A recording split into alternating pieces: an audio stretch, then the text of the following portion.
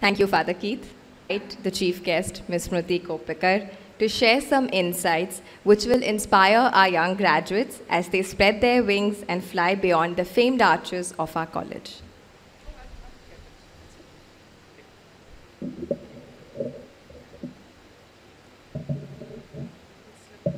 It'll slip, right? Thank you.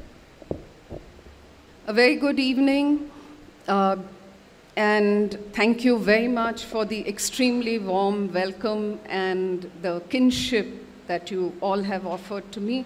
All the dignitaries on the dais, the students who are going to receive your graduation today, the staff and faculty of the college, and parents and friends who have assembled here. May I begin by saying that this is not, to be here speaking today is not just an honor for me, which it is, but it is also a partial fulfillment of a dream. I'll tell you why. When I sought admission into St. Xavier's about 35 years ago, I did not take it. How silly is that, right? I didn't take it. And I was held back by one simple factor I remember. I was new to this city. It was my 1.5 to 2 years stay in this city, and I lived about 35 kilometers away from here. I grew up in cities which were very, very different from what Bombay was at that time. I didn't think that I would be able to do the commute and do the course and shine in academics and do everything else. I feared that I would fail somewhere along the way, and so I chose a college which was closer to my house. Did I regret that decision? I do. I still do. Okay? Which is why I said this is a partial fulfillment of my dream to be here this evening.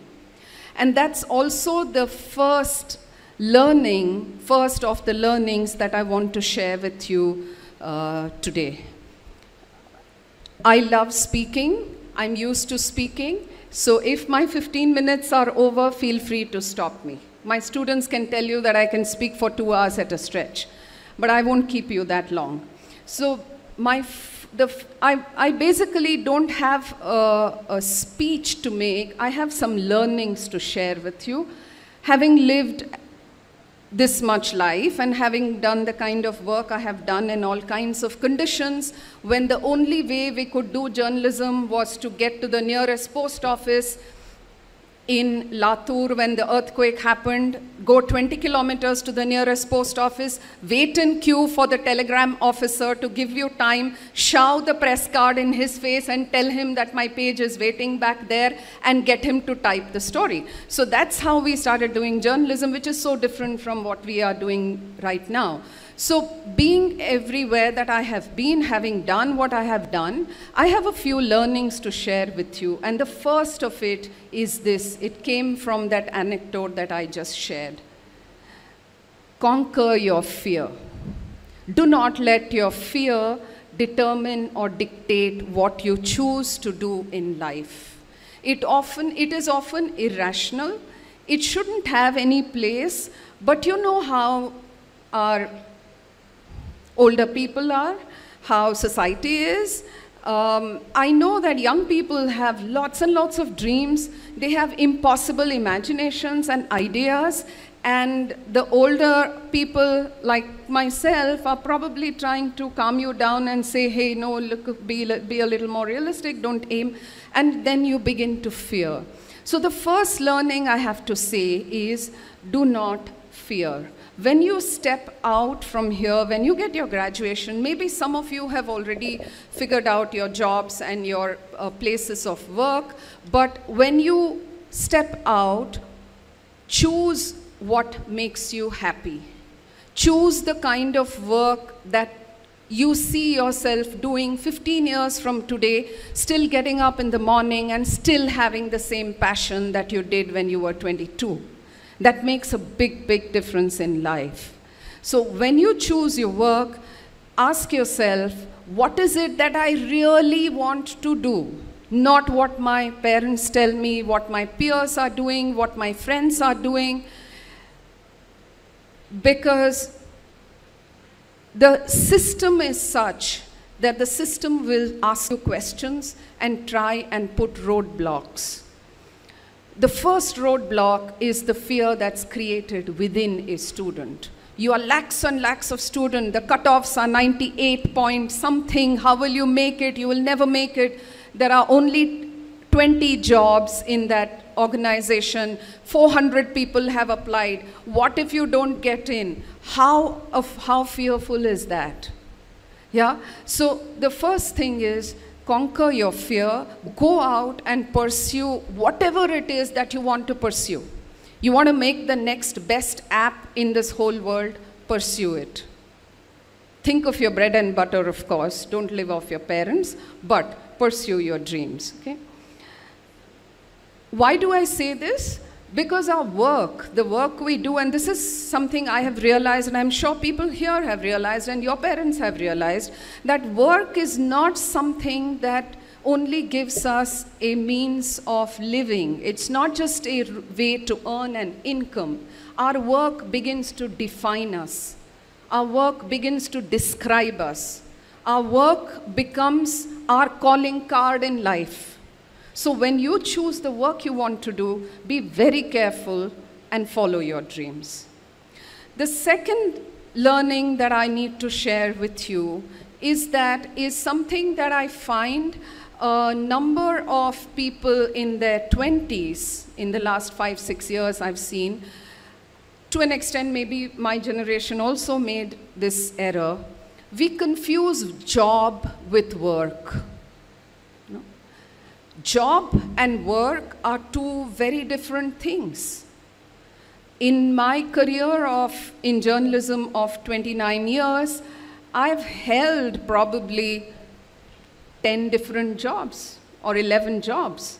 In fact, Father Keith just asked me, where all have you been? And I said, if I start reciting where all I have worked, we'll probably lose the whole evening. So, but a job is a job. A job is a place where you do your work. Do not confuse your job and your work. If your work is teaching, then that is who you are. You're a teacher. You could be a teacher in Xavier's, you could be a teacher in some other college, you could go to the rural area and set up the first college in some area that really needs it and do your teaching. You could just do your teaching. Why did I come back to teaching journalism while handling journalism jobs? For the simple reason that I felt that the people who were coming into newsrooms towards the end of 90s, at the turn of the century, didn't have the kind of skills or the worldview that we wanted them to have in newsrooms, that we as editors wanted them to have. How do we address this? How do we tackle this? For me, the way was to go back to classrooms, to go back to journalism schools, to go back to J classes and say, look, this is how we do journalism. This is what you ought to know. This is how you have to study and become to be a journalist. So if you're passionate about teaching, it doesn't matter what job, where your job is, your work is still teaching. My work is journalism. It didn't matter after a point if I was working in the Times Group, or I was in the Indian Express, or I was in Star News, and you may not remember me because for every one face that is on air, on an average, there are about 22 to 25 faces that are off air, okay? And often it's the off-air faces that hold up the entire operation. Star News, India Today, Outlook, Hindustan Times, those were my jobs. My work continued to be in journalism, and it will continue to be in journalism till I die. So this is the second learning that I'm sharing with you. We change our jobs, which is fair enough. Try and keep your work sacred, whichever job you go to. Because at the end of the day, a job is a contract between you and your employer, whoever the employer is. Your work is your commitment to yourself. And that is what you need to focus on. Yeah? The third learning that I would like to share comes again from experience and observation. That very often we confuse the who and the what in our lives for ourselves.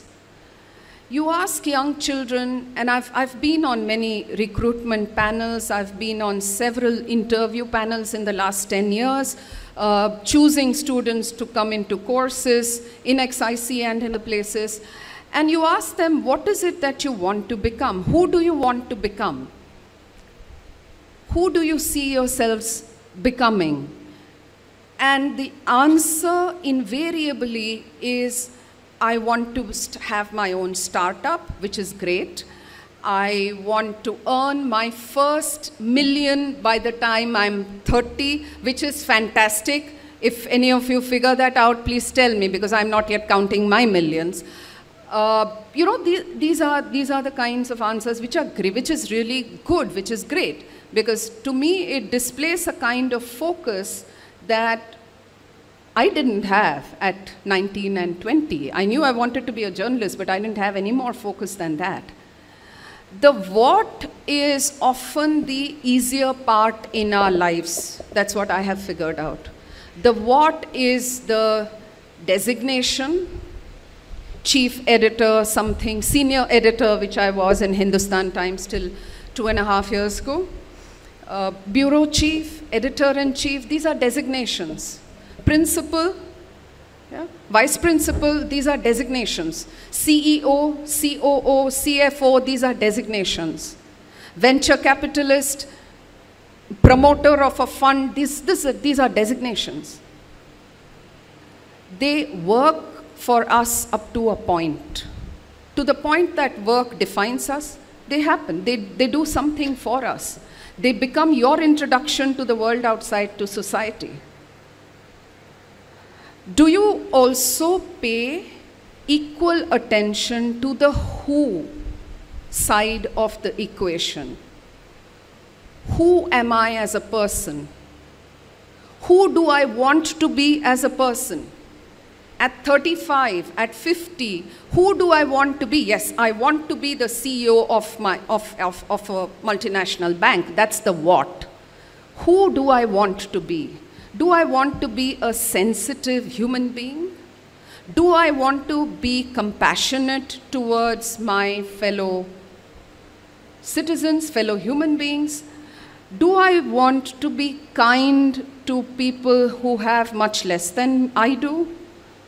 Do I recognize the privilege that I have and that I own, because of which I am here? Do I want to be a unifying force in society? Do I want to be a divisive force in this society? Do I want to stir the cauldron just because it brings me profit of some kind? So who is the person that I want to be?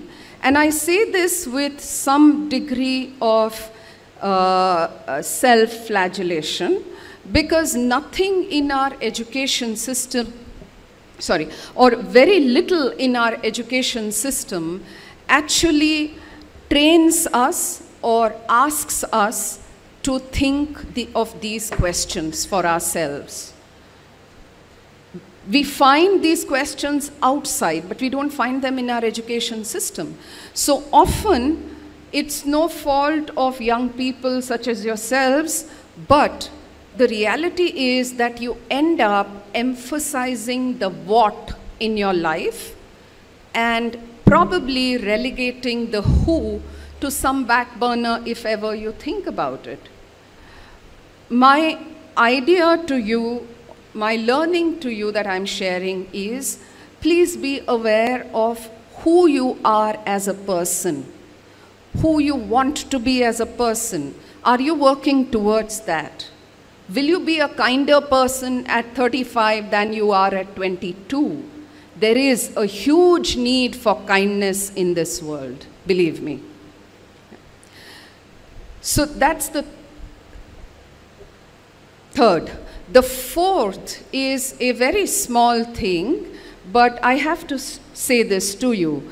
Dr. Menezes put it very nicely when he said that, you know, the college teaches you and grooms you to look outside and be connected and do work, take up social projects and all of that.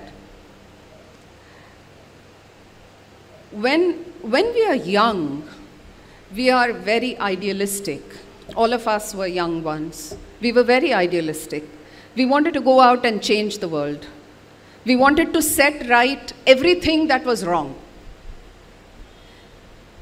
If some child slept hungry, we wanted to make sure that the child would have food the next day. If some pavement was not in order, we wanted to set it right. We wanted to actually change the world for the better. And this is the quality of those who are young. Idealism is the quality of those who are young. It's idealism that ultimately changes the world for the better, not cynicism. And yet, young people's idealism is constantly tempered by cynicism, skepticism, and fear in the world outside.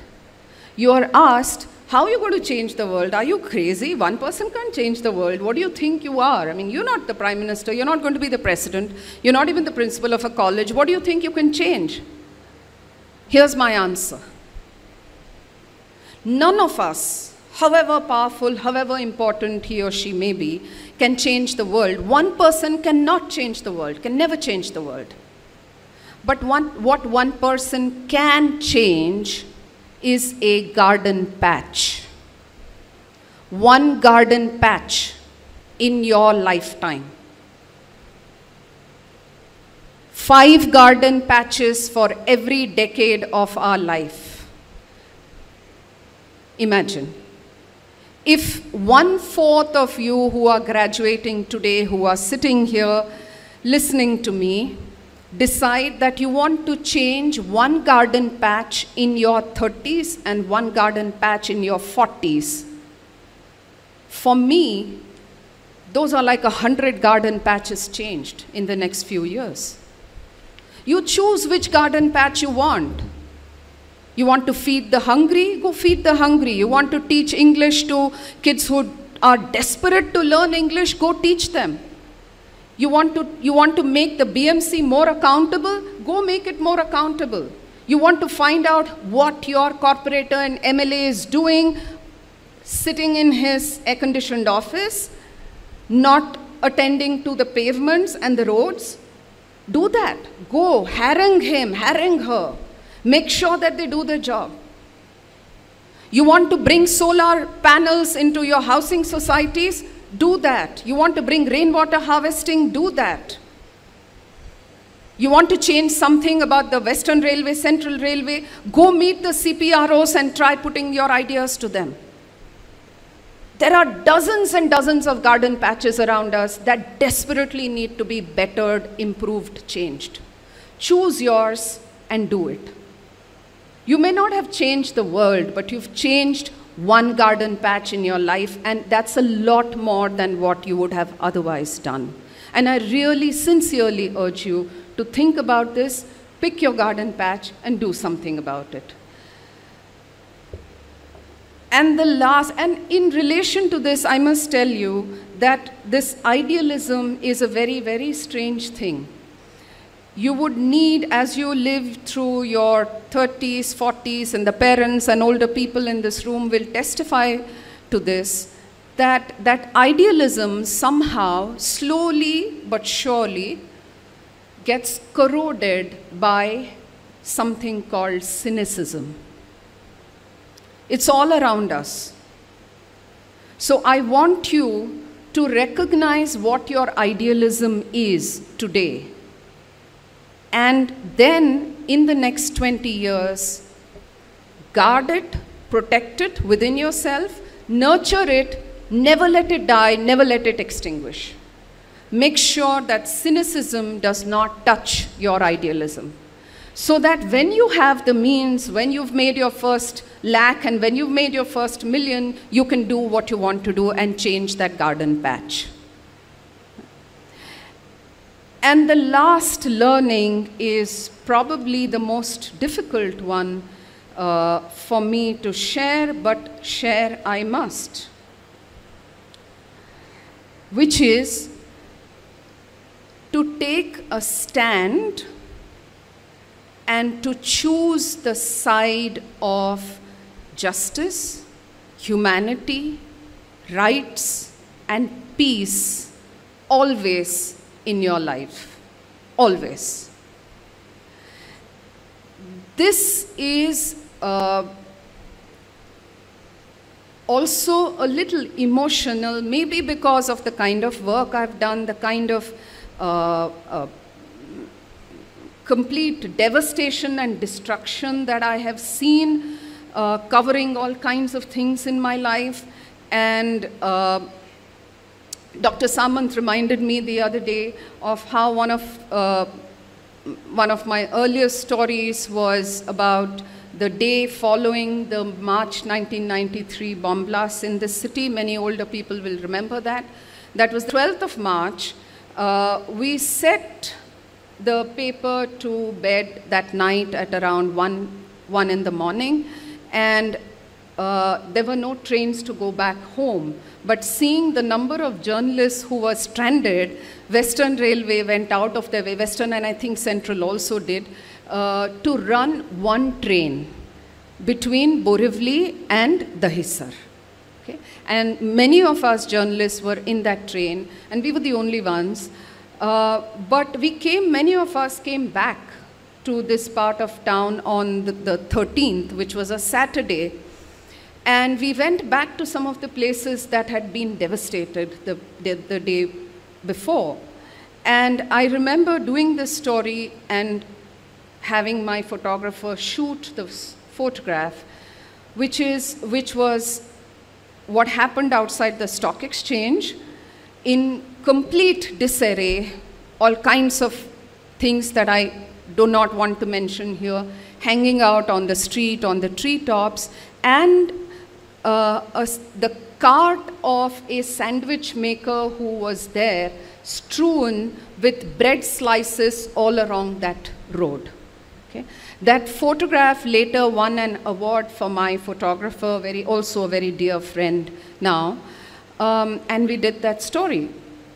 Now, from there onwards, I've covered number of things. I've covered every election that has happened in this country since 1991. So when I say the following words, I say them with full responsibility. And here's what I'm saying, that never before in my adult life have I seen the kind of polarization, the kind of communalization, the kind of dehumanization of people, the kind of strife, mob violence of the sort that I have seen in the last few years. It bothers me, it shakes me. I'm sure you've seen some of those videos. I'm talking to you in a week in which there have been 3 lynchings. None of those 3 men deserve to die, but they are dead. And the last one in Hapur, 36 hours back, because he was driving away a cow which had come into his field. He was not doing anything else. He was driving it away. And the next thing he knew, he was lynched. He's gone. Believe you me, I have seen some really dark days. I have seen mobs in this city on a very famous, busy road, shutting down shops, marking out shops which deserved to be looted and burned so that the groups behind them would come and do that. And that was done. I saw this in '93, and I've seen this in every riot. I've seen the kind of chaos that happened in complete massacres that happened in Gujarat, in Odisha. wherever, in Bengal, in Kerala, I've covered them, I've written. With that as the backdrop, I am saying that there has not been a more divisive time in this country than what we are living in today. Therefore, it is important for you, the young people, to choose your side, to take a stand. And when you choose a side, please make sure that you are on the side of justice, humanity, liberty, and peace, because there is no other way to build this world. There is simply no other way to build this country. If we don't choose the correct side today, we leave our country poorer, but history is going to judge us, and not judge us very kindly. In difficult times, in darkest times, I'm paraphrasing Brecht, he was asked, what do we sing in difficult times, in dark times? And he said, we sing songs of the difficult times. We sing songs of the dark times. And that is what we must do. Take your side, take a stand, speak up, speak up. We need to hear more voices of sanity and humanity in this country. And nobody could have said this better than Elie Wiesel.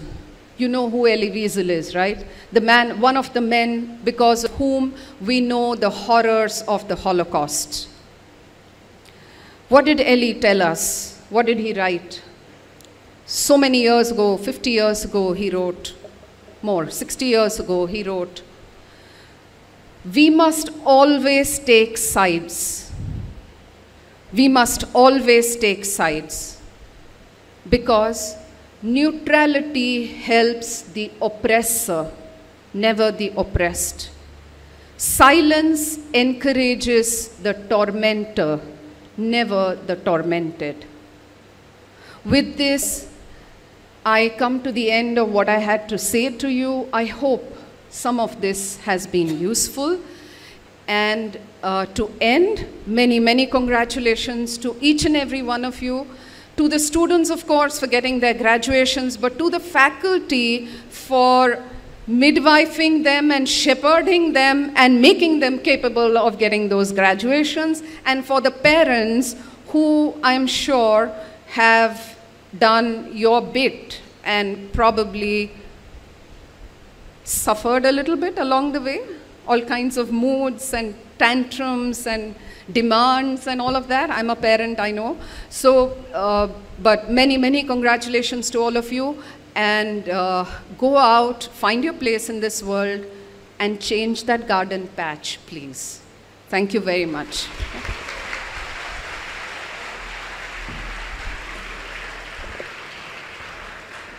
Thank you so much, ma'am, for sharing your life learnings and insights with our students. I'm sure it'll help them in becoming more empathetic and sensitive students and professionals as they move on in the world outside this college.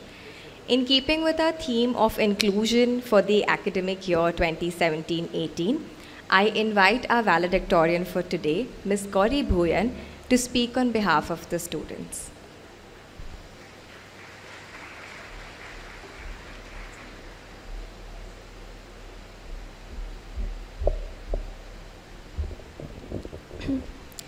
Good evening, ladies and gentlemen. I remember standing under the scorching heat of the summer sun in the May of 2015 and looking up at the imposing silhouette of this institution against the afternoon sky.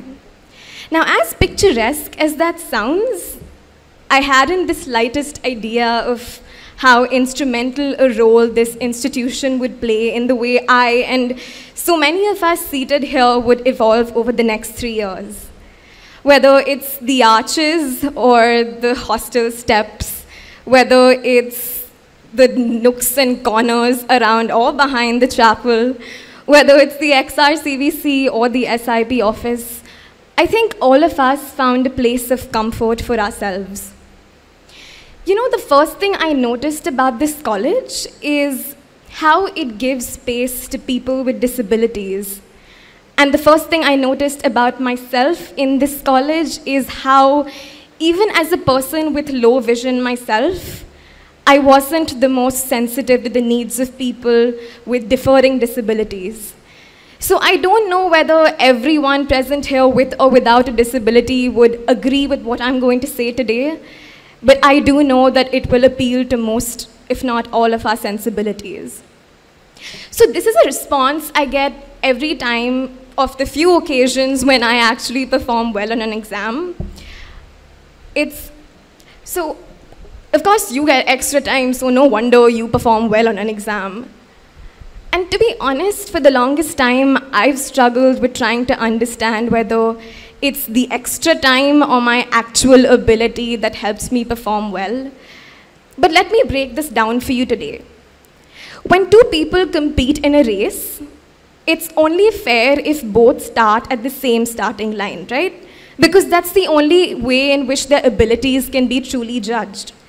But if one of them starts at a point far behind the other, competition is bound to be grossly misjudged and unfair.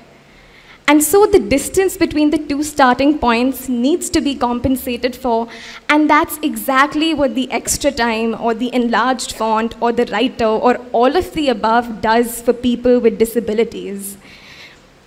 You know, let me make the situation a little more lucid. How many of y'all would like it if, if someone just randomly judges what we can or can't do without even consulting us once? I'm going to make a rough estimation, none of us. But this is exactly what a lot of us with disabilities have had to face during Malhar or Ithaca or JanFest editions or interviews when OGs, OCs, and heads of departments just automatically assume what we can or can't do without even once consulting us on the possible challenges we can face, or even asking us what accommodations can probably make us more efficient. Honestly, I don't think reservations for disability would have been necessary if each of us took on the responsibility of just being a little more sensitive to the needs of others. I can say this as a matter of fact that many of us present here, including me, have helped people who are blind or who have low vision or who have mobility or mental health issues, but how many of us have actually bothered to go ask a friend or classmate with a disability to, I don't know, maybe a lunch to Kiani's or a visit to Kala Ghoda or even for a road trip to Goa or weekender? In the past year, I have realized how unbelievably hard I have tried to prove my worth despite and over and above my disability. And that got me wondering about why I was the only one who had to prove my worth at all.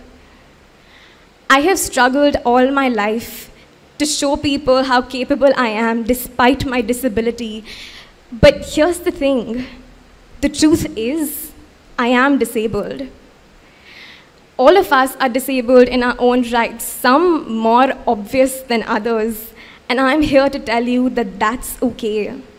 We all have our disabilities, and I think it's time we stop apologizing for our problems and start acknowledging our realities, whether that's an inability to see, to hear, to dance, to sing, to lose weight, to gain weight, or to even stand in front of an audience while trying to balance on heels.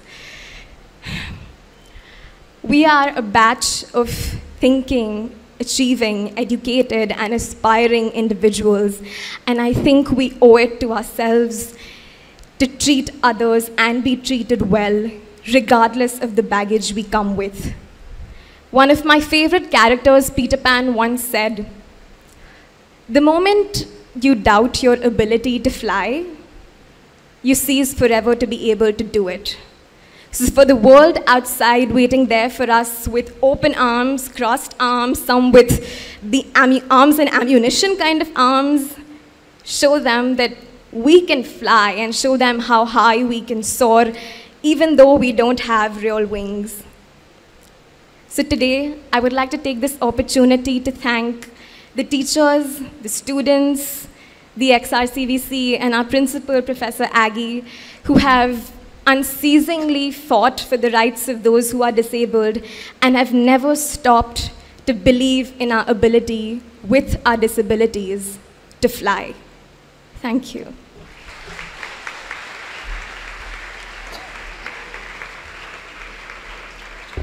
Thank you, Gauri. I request Ms. Soni George to kindly take over the proceedings.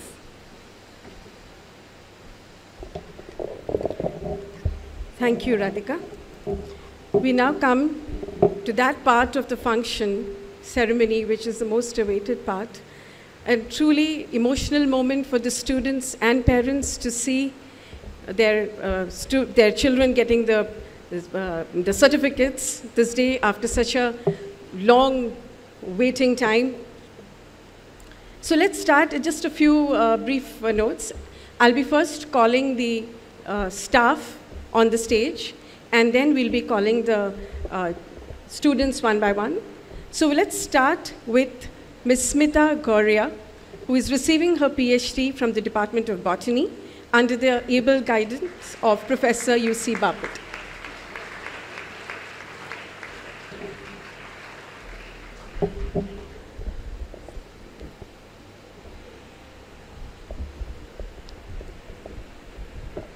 Her title, Comparative Study of Raisins from Selected Plants.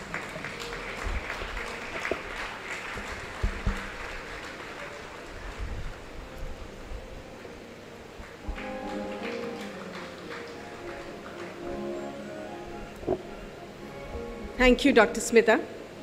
Now I call the staff and faculty members of the Ancient Indian History, Culture and Archaeology Department, the head of department, Dr. Anita Rani, Dr. Radha Kumar, Mr. Jason Johns, Dr. Joan Dias, Dr. Dilip Balsekar, and Ms. Siddhi Badkara. Please give them a big round of applause as they walk up to the stage.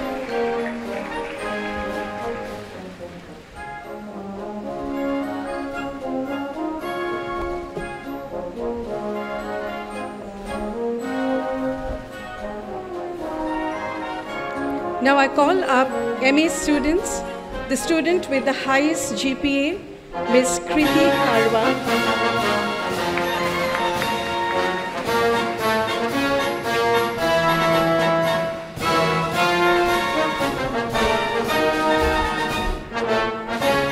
Rashmi Ayal.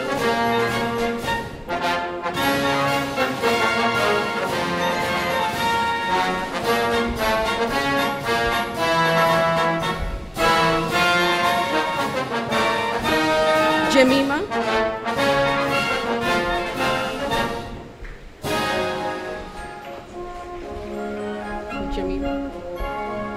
Ms. Jamima Almeida.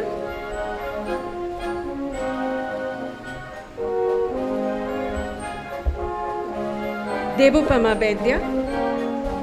Please give them a big round of applause, audience.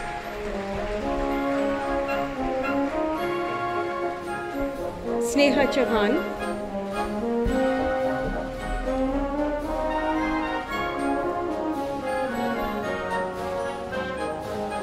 Dana D'Souza.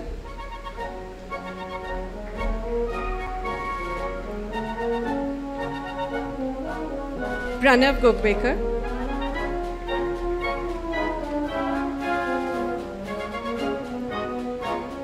Aarti Jadhav.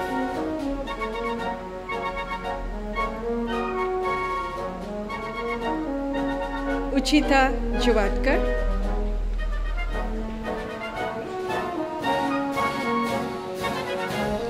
Elsa Jyoti George.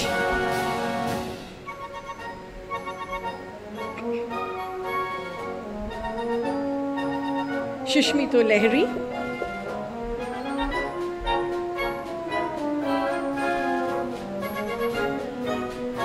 Amrita Nair.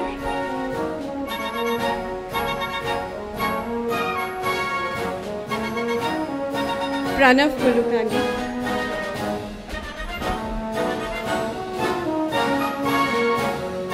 Nehal Dev Rajwanshi.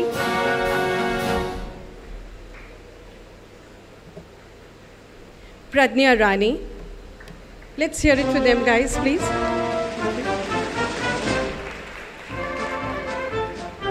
Prerna Sagbekar.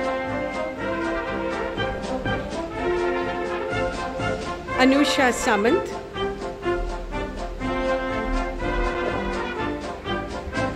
Ramsha Said.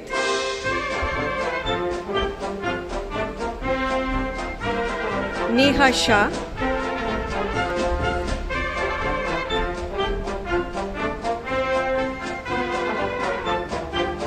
Shifa Sheikh.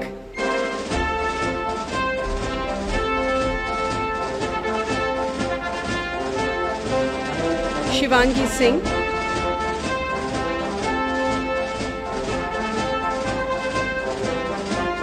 Surabhi Subramaniam.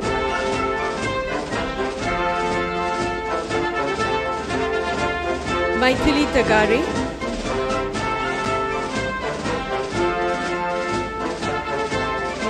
Neha Veera.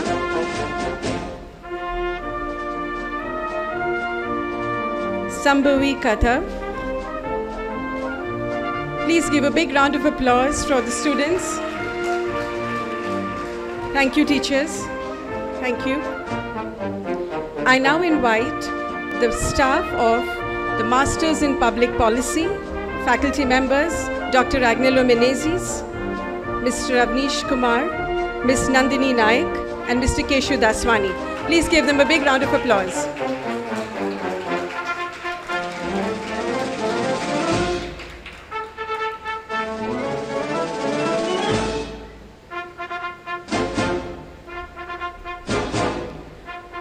The student with the highest GPA in Masters in Public Policy, Ms. Shruti Jain.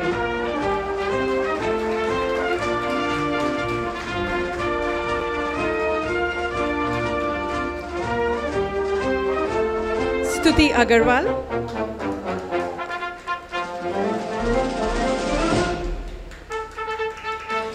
Nikita Aundkar.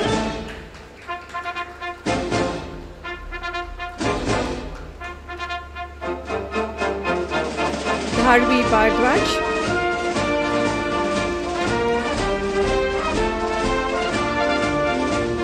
Akriti Chauhan.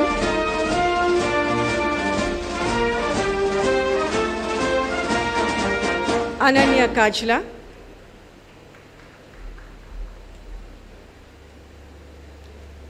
Akshita Lobo.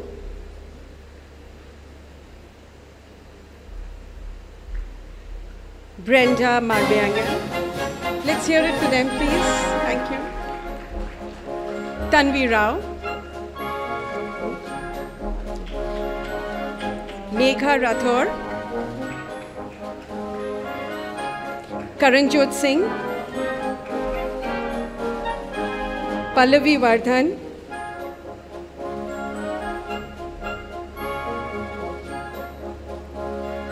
Pallavi Vardhan. And Rajini Joshi.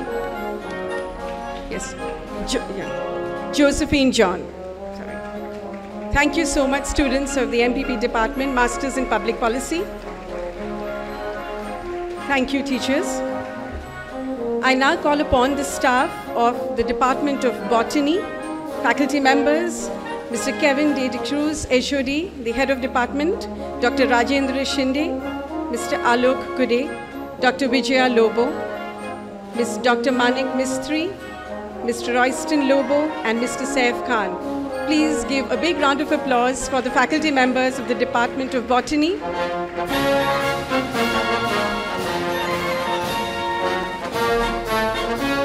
Now we call upon the student with the highest GPA in M.Sc. Botany, Ernest Rutherford.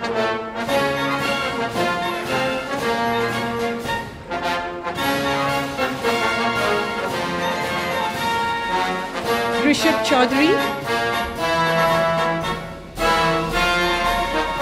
Aishwarya Deshmukh. Maniruddin Dhabak.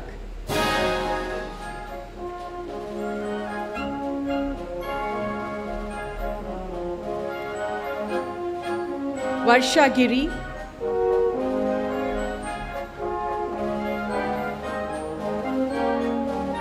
Jessica Hansta,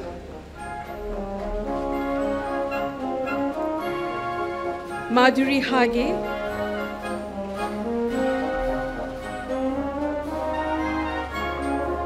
Sneha Kamale,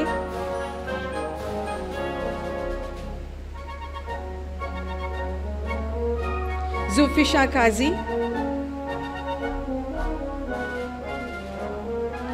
Famida Khwajwa, Ayushi Maheshwari,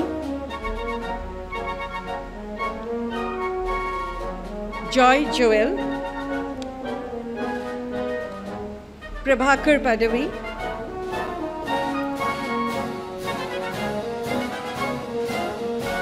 Prabhakar Padavi, thank you.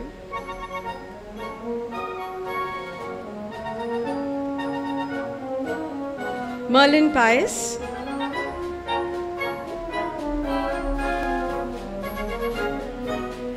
Pratiksha Patil, Alka Shukla, Shalu Singh,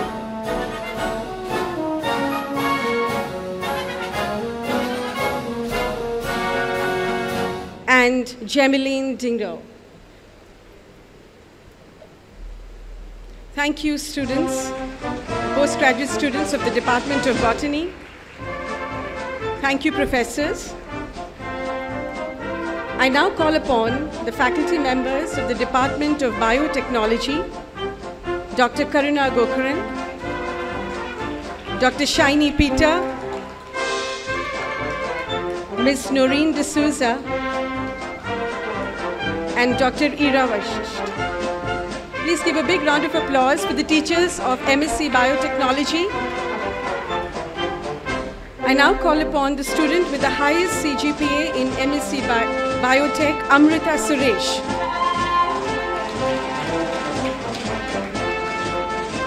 Ms. Amrita Suresh.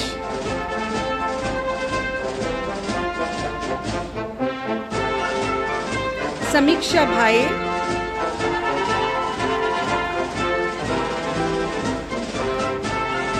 Jimsi Chako,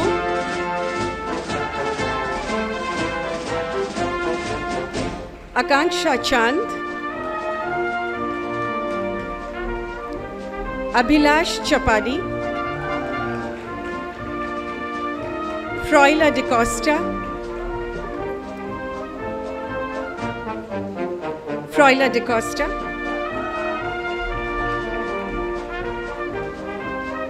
Michelle Dice, Evelyn D'Souza,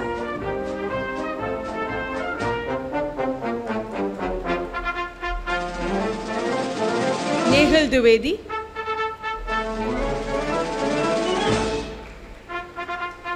Sanhita Guge, Mehwash Godiwala,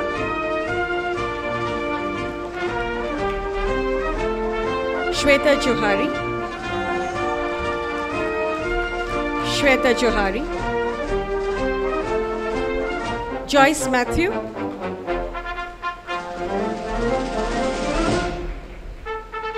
Tanvi Kaku,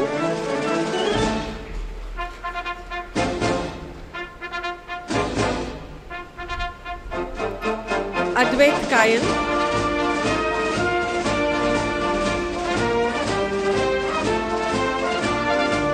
Shruti Karat,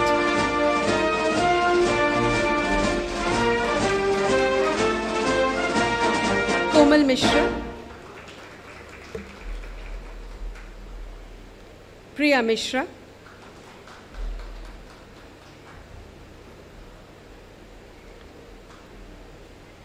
Nikita Bhosle, Jinal Mehta, Vikram Saini. Please give a big round of applause for our students. Vikram Saini, Hansel Saldana,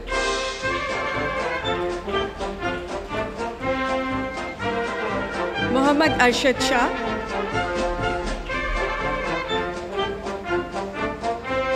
Alice Silveria,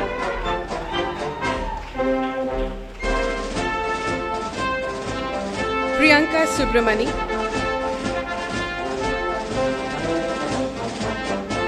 Roma Sundar,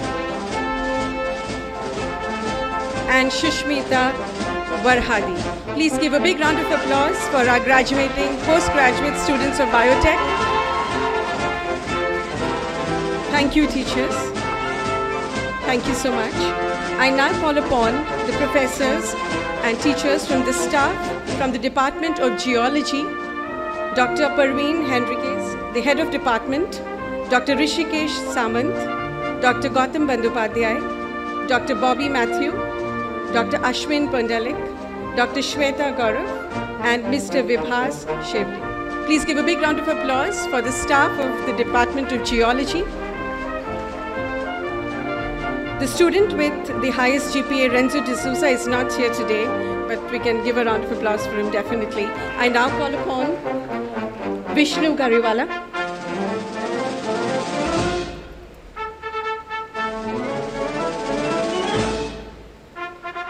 Belinda Gomes,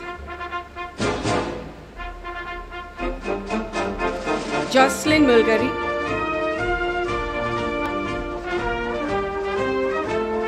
Divine Pereira,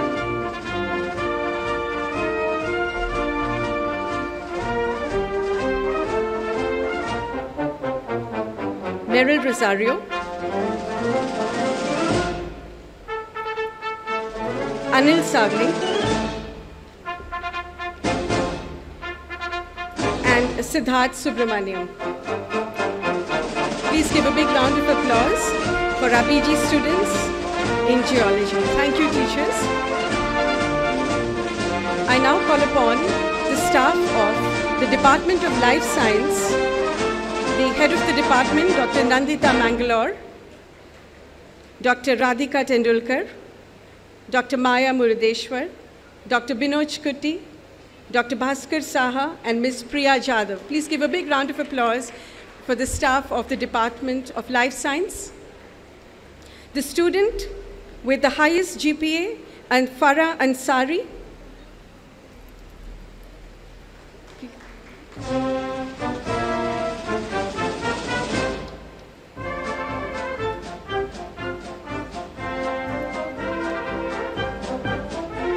Pratik Ashrekar, Anna-Chris Tangachan, Dorothy Bodak,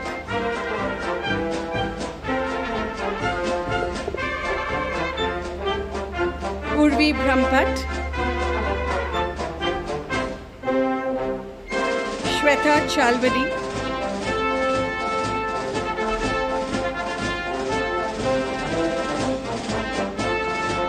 Prachi Chauhan,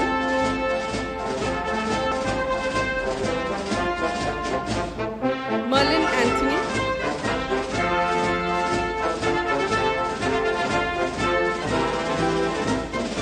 Nathan Dikuna,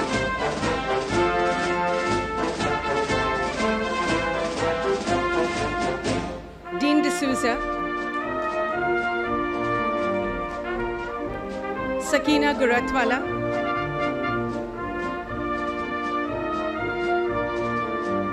Priyanka Mary Gomes,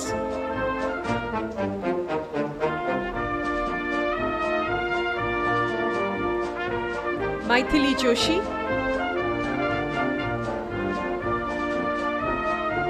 Devashri Kadam, Priyanka Kislai, Asis Koshi,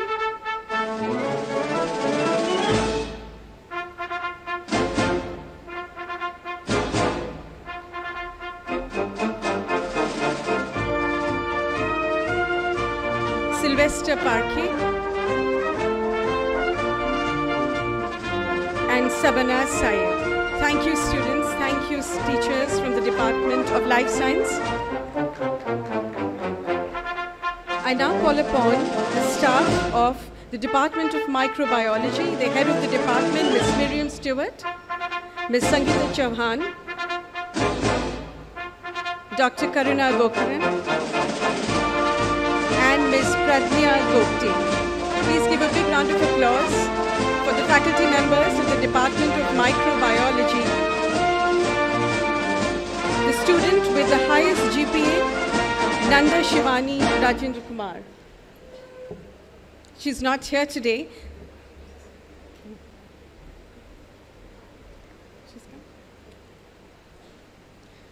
Thank you, Shivani. Jessica Amana.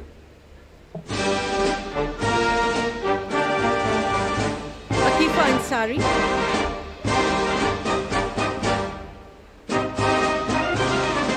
Ankita Bhavsar. Martina D'Souza. Rachel D'Souza.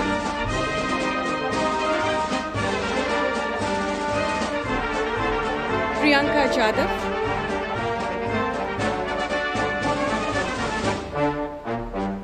Umaira Khan.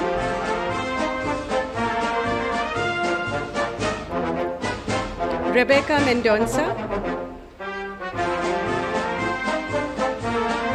Rebecca Mendonça.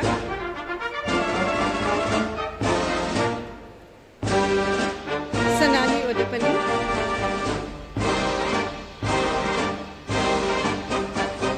Durva Panchal.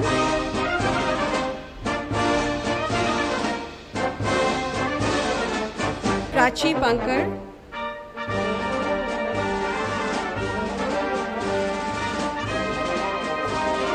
Teresa Patiakar.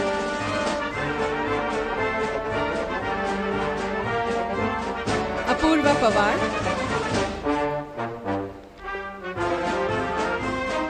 Reshma Sagar.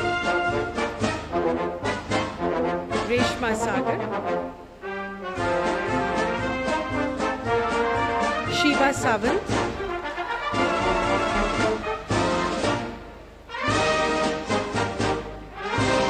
Flavia Suseraj.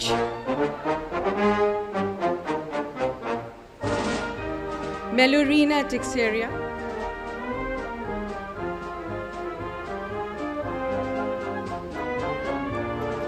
Preeti Tripathi. And Ruby Paulos. Please give a big round of applause for our graduates, for our students and staff of the Department of Microbiology. I now call upon Ms. Radhika to take over. Thank you.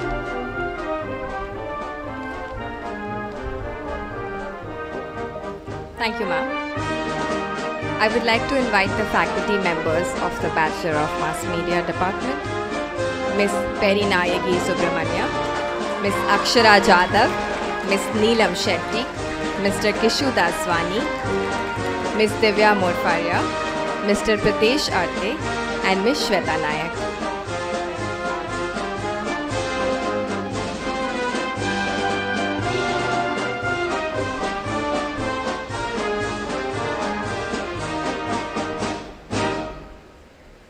Please put together a loud round of applause for the highest CGPA in B.M.M advertising, Parmeshwari Bhumkar.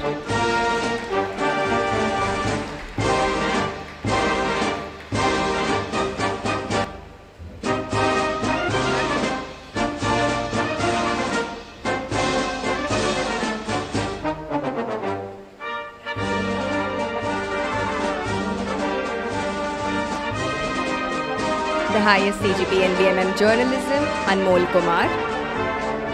She's not here, but we'd like to hand over a round of applause for her. And now welcoming the students who've not only graduated but also earned an honor certificate, Erica Moraes,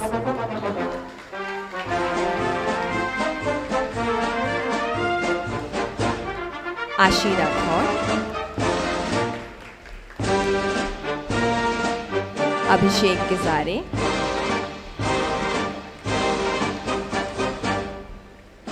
Harshada Pardeshi,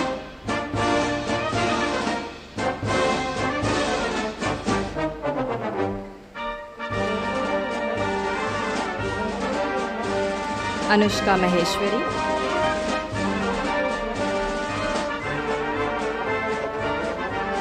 Shweta Kurmi,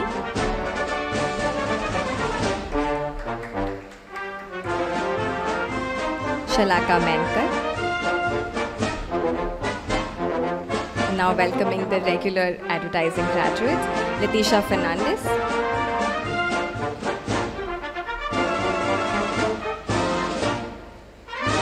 Gauri Sharma,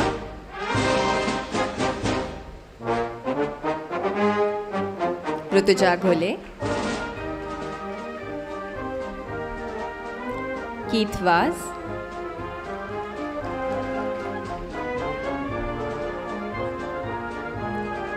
Ravina Sangle,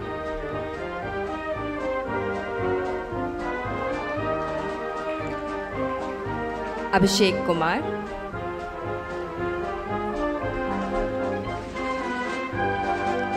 Nikita Antao,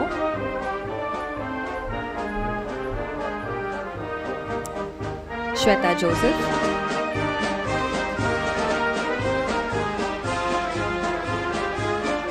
Akshit Sona,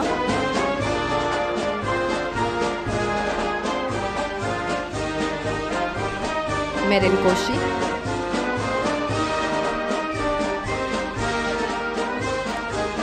Rahul Agarwal,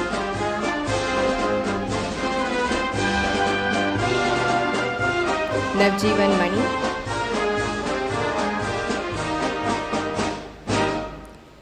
Cyril Verghese,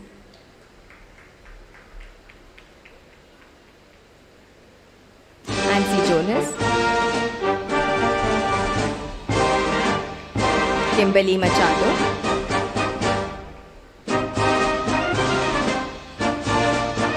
Shilpa Giri,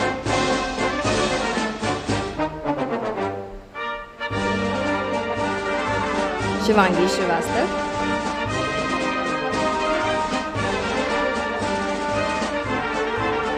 Ruchita Patil,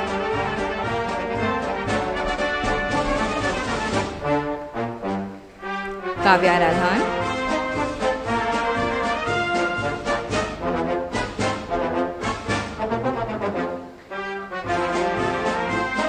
Ushwin Shrungu,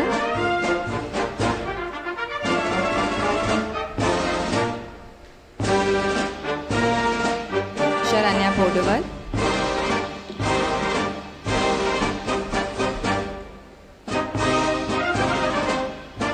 Shubham Sharma,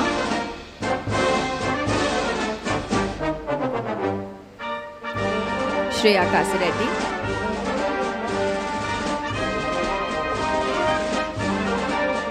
Zaina Siddiqui,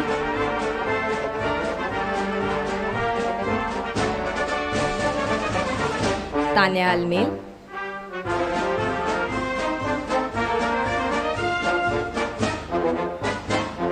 Maitri Gandhi,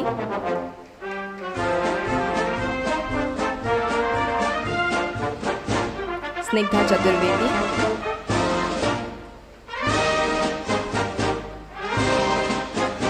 Gleona Chris,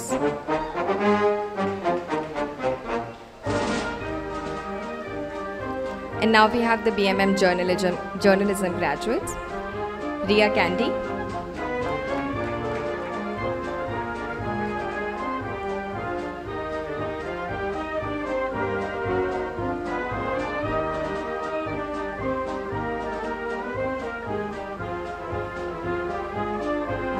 Ginny Job,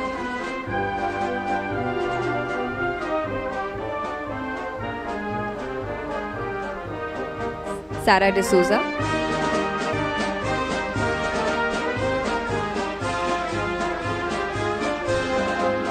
Ashley Navcharan,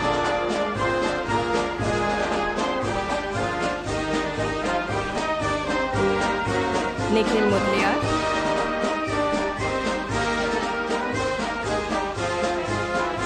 Sandra Alexander,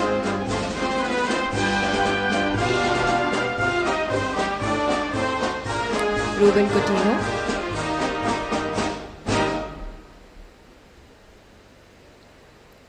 Arunima Patni,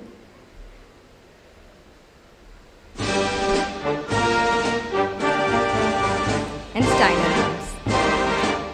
Please give a big round of applause to our B.M.M graduates.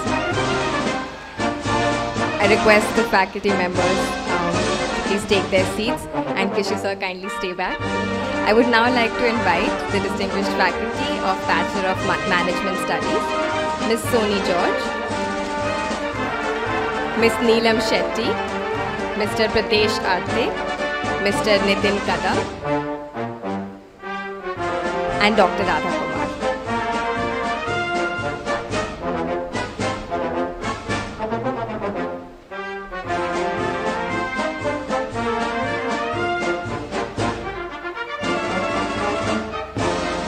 The student with highest CGPA in B.M.S is Anshita Agarwal.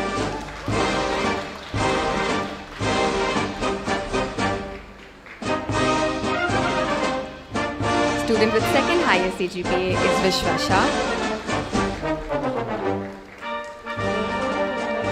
Students graduating with honors, Royston Sequeira.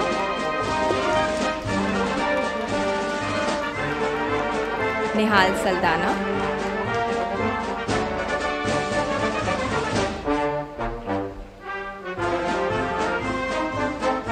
Jeremiah Andrew.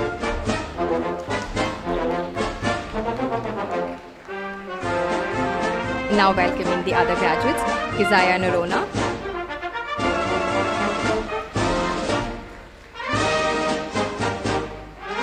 Merlin George,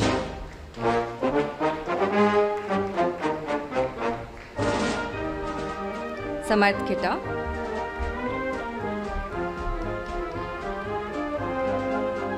Ria Menezes,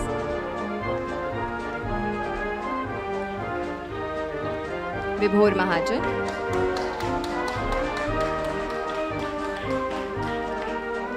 Naman Rajor,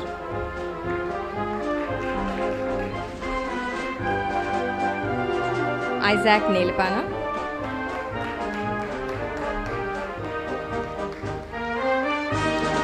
Karan Castello,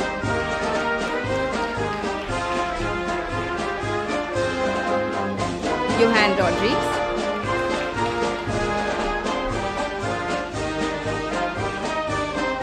Alan Joseph,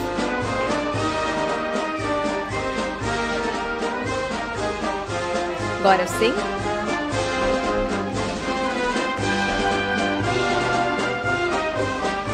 Nimisha Ashirvatha,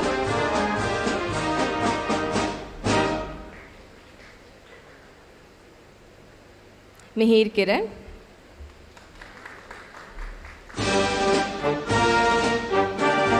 Jessica John,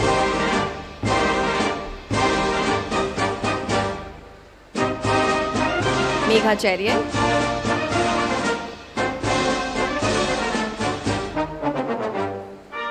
Prachi Kaur,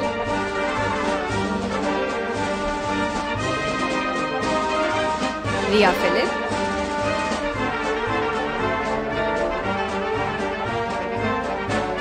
Jhalak Parmar,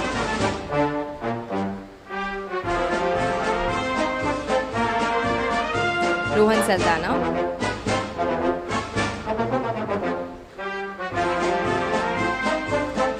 Sean Fernandez,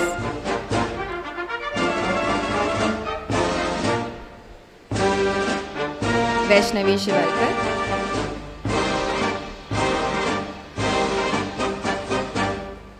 Aaron De Cruz,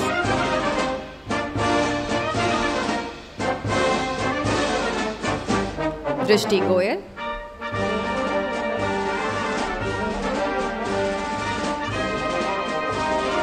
Aditya Mittal,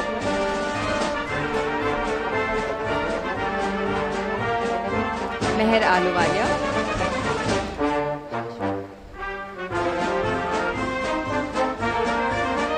Shashwat Narayan,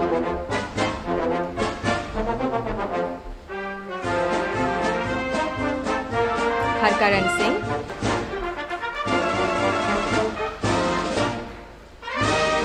Devanshi Bansal,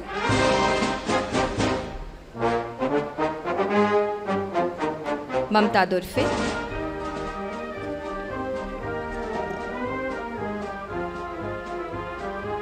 Alan Fernandez,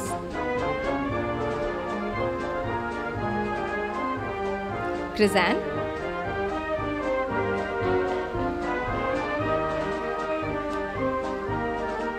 Simran,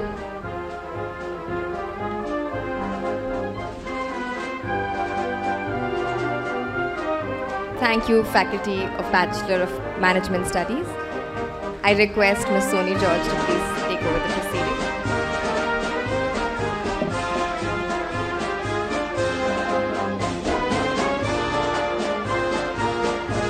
I now call upon the faculty members of the Department of Information Technology, Mr. Roy Thomas, the head of the department, Mr. Subhash Kumar, Ms. Lydia Fernandez, and Ms. Rachna Pandey. Please give them a big round of applause as they walk up to the stage.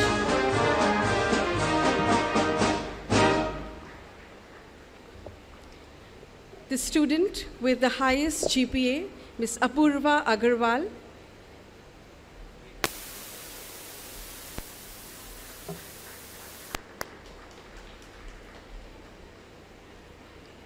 The second highest GPA, Avinash Patel is not here with us. Siddesh Chavan.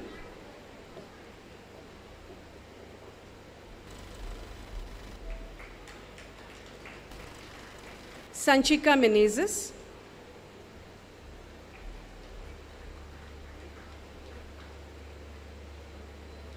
Shashwat Kumar.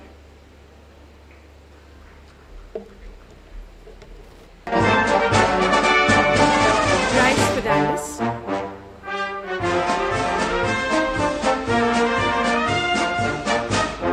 Joshua Lobo.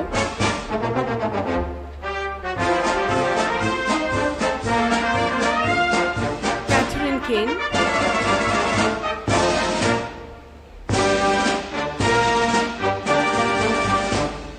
Melvin Sequeira.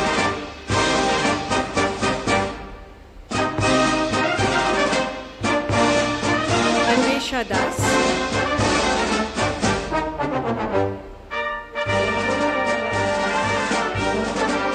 George Muthupulat.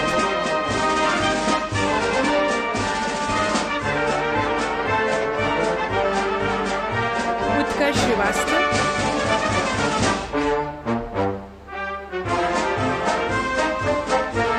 Farhan Thakur.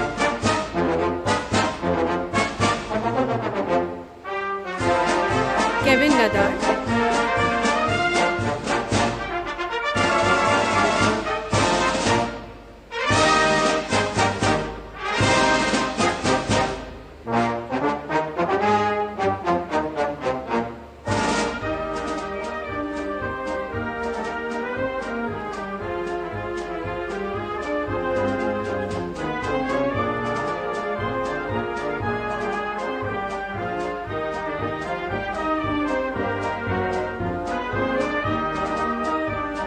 Kevin Nadar. Thank you, Kevin. Shalom Kolarikal.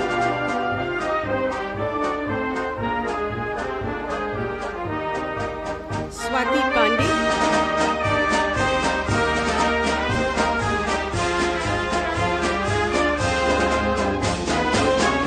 Suruchi Joshi.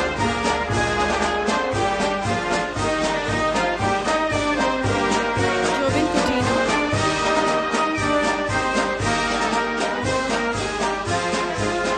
Tanisha Pinto.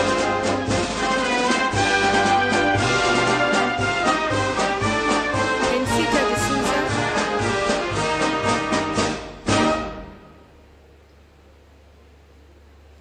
Nirmiti Dedke.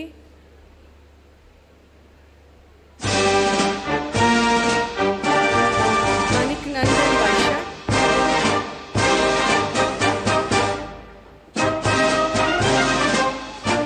Darpan Shinde.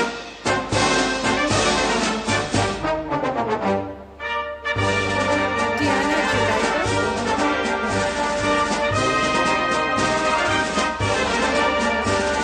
Shruti Vansi.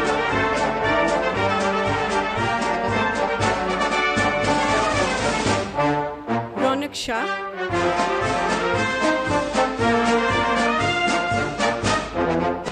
Muksid Aga.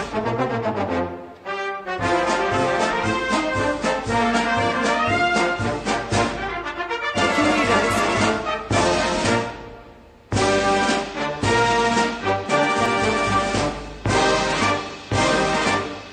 Chetan Devulkar.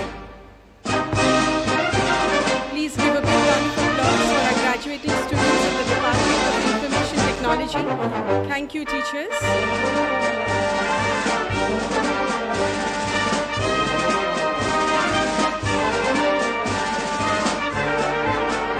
I request all of you to remain seated, please, till the end of the ceremony. This is a big day for our students and parents.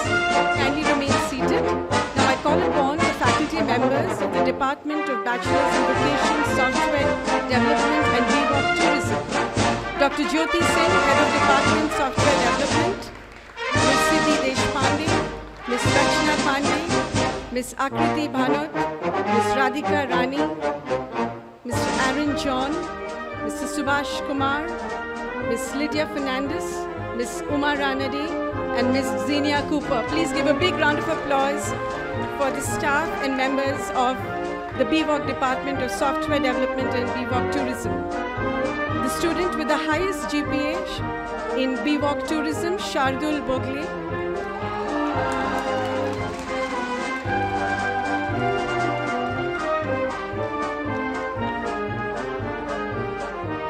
Congratulations, Shardul. Alroy, the highest GPA in B.Voc Software Development, is not here today. I call upon Satwik Utkarsh.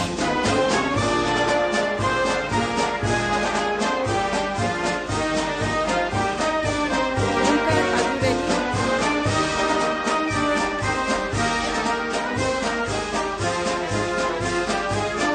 Ashwika Bhargava.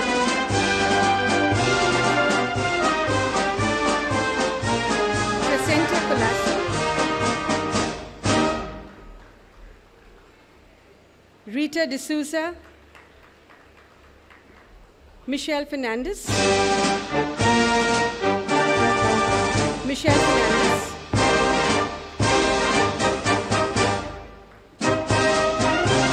Shane G,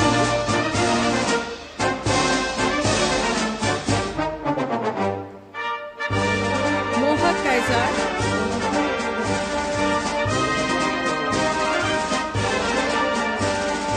Amir Muhammad Khan,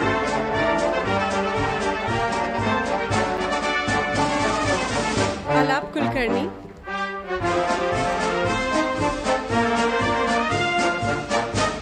Vishakha Menon,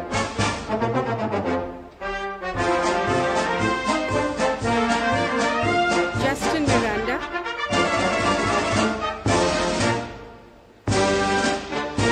Atharva Nikam,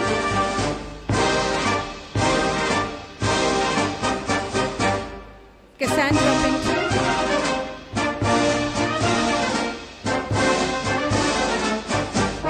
Ramnath Ramesh,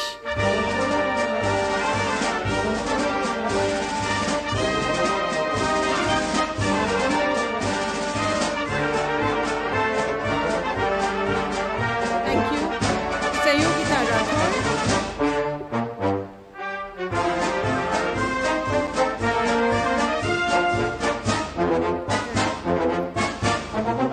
Chandra Ray,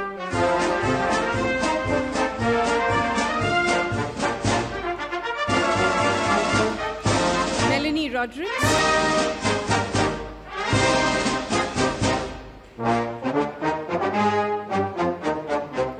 Angela Rodriguez,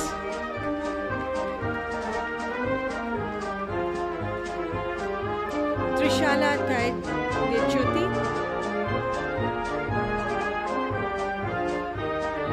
and Urvija Vichari. Please give a big round of applause for our graduating students from B.Voc Tourism. Now I call upon students from Software Development, Bruce Alvarez,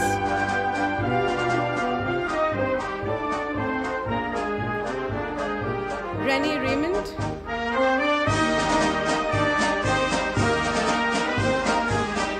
Bradley Rodriguez,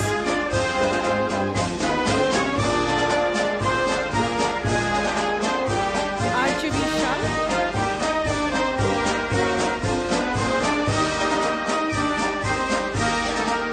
Jay Surana,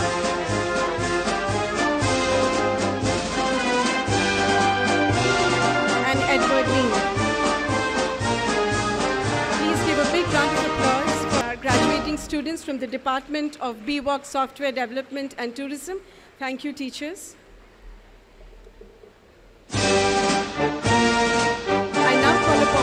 Father Roy Pereira to give a vote of thanks. Thank you.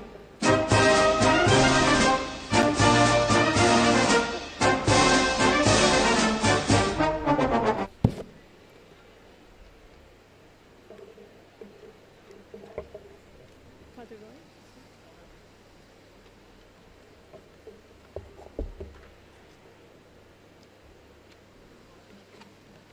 Sorry?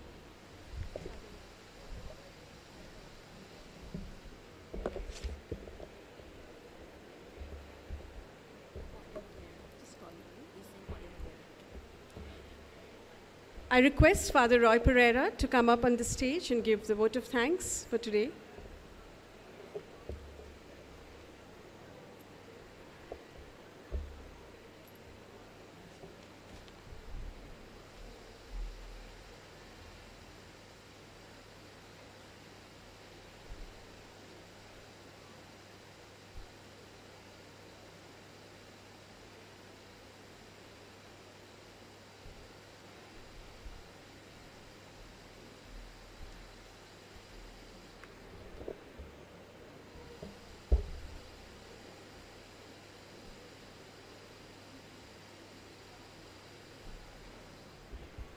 Father Roy will be with us shortly. Kindly remain seated. A small announcement. The stoles that you have got, the students, that's for you as a souvenir. And immediately after our national anthem, please, we can meet in the foyer for some refreshments. Yeah? Just give us a few minutes. Father Roy will be with us shortly. Thank you.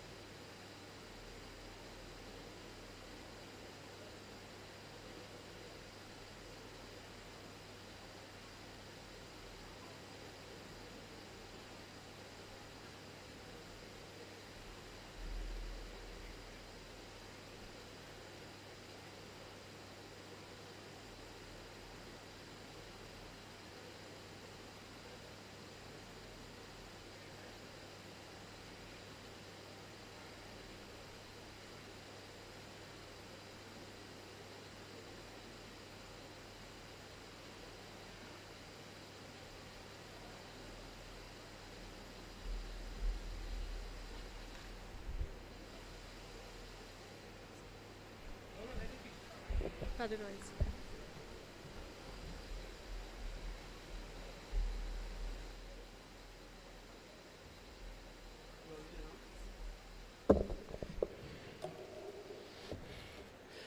We've come to the end of a very interesting day.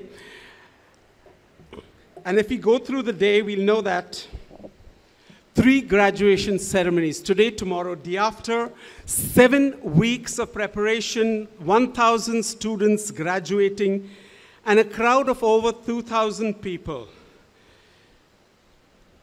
This graduation ceremony has been done by many people.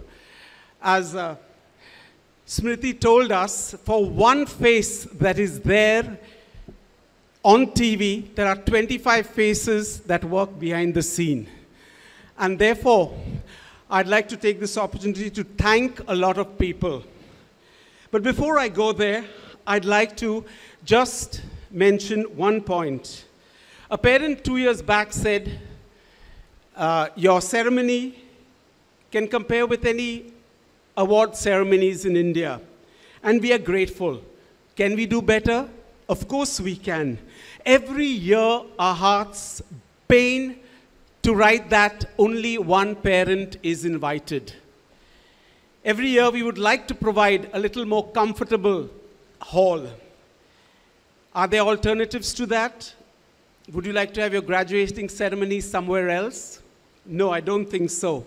So my dear students and parents, we would like to have both parents. We would like to have an AC hall. We have many dreams. This year, we have begun the 150th year of St. Xavier's College. All of us are privileged to be here at this point in time.